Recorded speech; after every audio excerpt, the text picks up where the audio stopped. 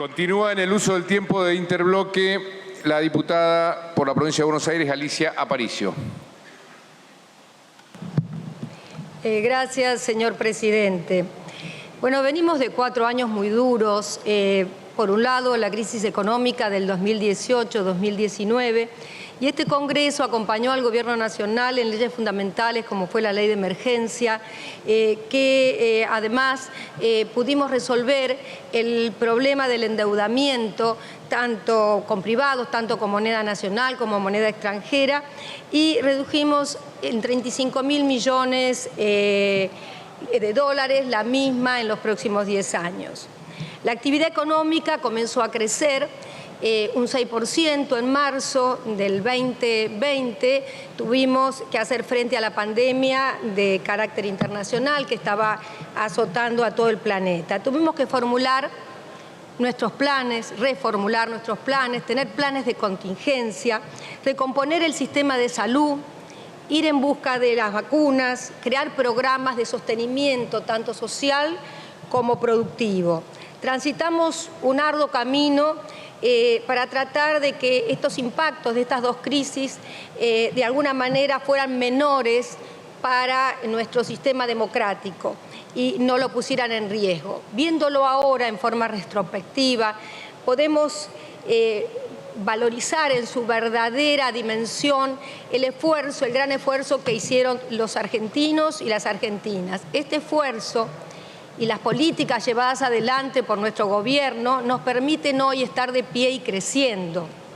El Estado estuvo presente acompañando con políticas públicas para mantener y sostener el tejido social y el sistema productivo argentino. El salvataje que hace el Estado en todos sus niveles fue el más grande que se tenga memoria de la ayuda del sector público al sector privado.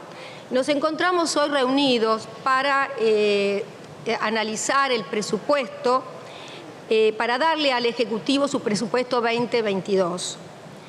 El presupuesto, como sabemos, constituye una hoja de ruta donde se definen las políticas económicas, y precisamente se define en qué se gasta, en qué se invierten los recursos del Estado Nacional. Es fundamental, entonces, contar con este presupuesto. No tenerlo, lo que produce no es quitarle el presupuesto al gobierno, es quitarle el presupuesto a la Argentina. Los gobernadores, los municipios deberán reprogramar sus expectativas, su presupuesto, sus asignaciones y la obra que tengan programada para el próximo año. Esto implica, como dije, que el presupuesto que estamos tratando tiene un direccionamiento fundamentalmente para resolver estas dos crisis que estamos viviendo, la sanitaria y la económica. Voy a referirme a un aspecto del presupuesto que ha recibido muchas críticas, desconociendo muchas veces quienes hacen las críticas que han existido y el tamaño de estas dos crisis.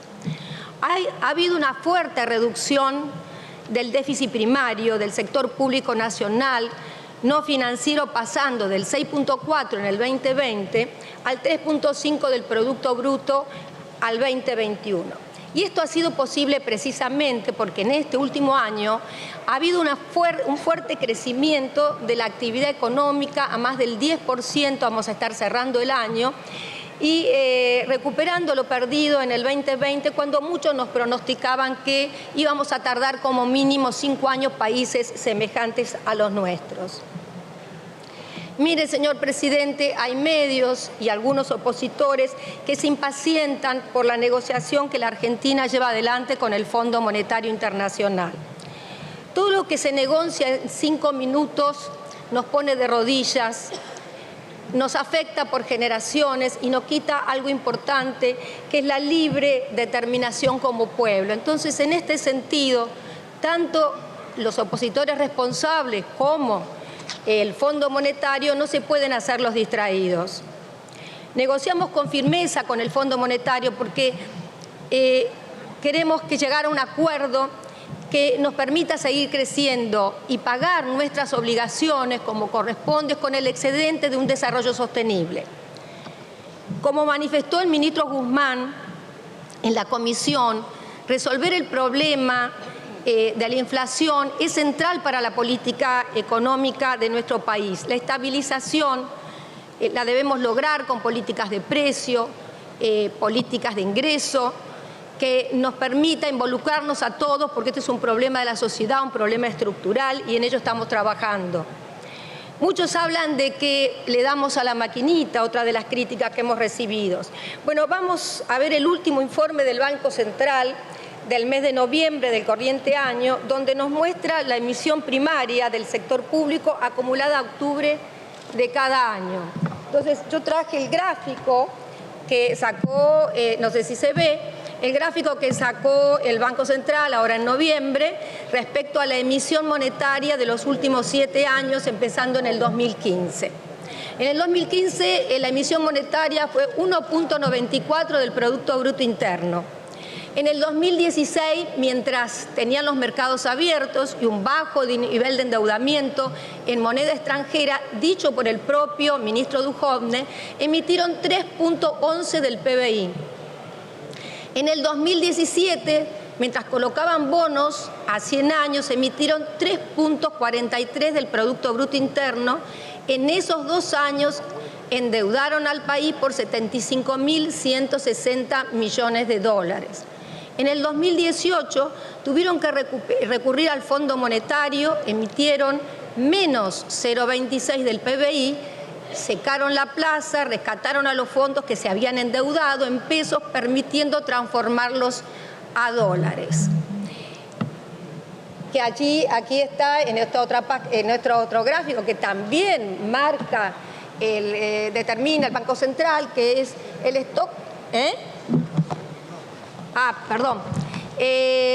Bueno, el stock acumulado de la deuda pública en moneda extranjera del sector público nacional y de la fuga de capitales al exterior, 4 trimestres del 2015, tercer trimestre del 2019 en millones de pesos. Si vemos la curva azul es el endeudamiento que pasó del 52% al 92% en 4 años. Y la línea amarilla es la salida de capital que siguió la misma ruta del país. Bueno, en el 2019, cuando las urnas le dieron la espalda, mientras hacían líquidos los 45.000 millones de dólares del fondo, que supuestamente eran intangibles para las reservas, se emitió 0.69% del PBI y se defoltearon su propia deuda. En el 2020, con pandemia y la economía parada que obligó a todos los países a intervenir, nosotros sin crédito y sobreendeudados como país tuvimos que emitir 5.60 para sostener el tejido social y el sistema productivo, y además reestructuramos 66.000 millones de dólares de la deuda privada que habían tomado. Este año, y esto es interesante, que es en el recuadro que está acá, que se muestra en el año 2020 y 2021, aún en pandemia se emitió 1.93 del PBI. Entonces, creo que en el respecto a la emisión nadie puede tirar la primera piedra. Mire, señor presidente, no hay país viable sin estabilización macroeconómica y ni estabilización macroeconómica, sin una recuperación de la actividad económica. Miremos el país real, como dice nuestro presidente de la Cámara, Sergio Massa, y no solo la City. Nunca más los ciclos de emisión, endeudamiento, fuga y ajuste cada 10 años. Trabajar como lo está haciendo este gobierno, junto al pueblo, a sus productores, de cara al país real.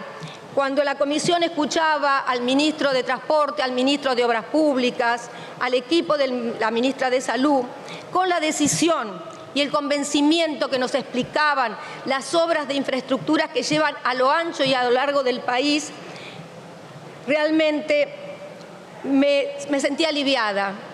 Una vez más estamos los argentinos poniendo el hombro nuevamente para que el país renazca. Mire, señor presidente, como dice mi amigo el Vasco de Mendiguren, un empresario comprometido con el país, y lo voy a leer porque lo dijo hace poquito: tenemos lo que el mundo quiere y necesita: tierra, agua, alimentos, energía y el espíritu emprendedor de nuestra población. Agreguemos valor a nuestra matriz productiva. Y como dice nuestra presidenta, a grandes crisis, grandes propuestas. Muchas gracias, señor presidente. Gracias, diputada Aparicio.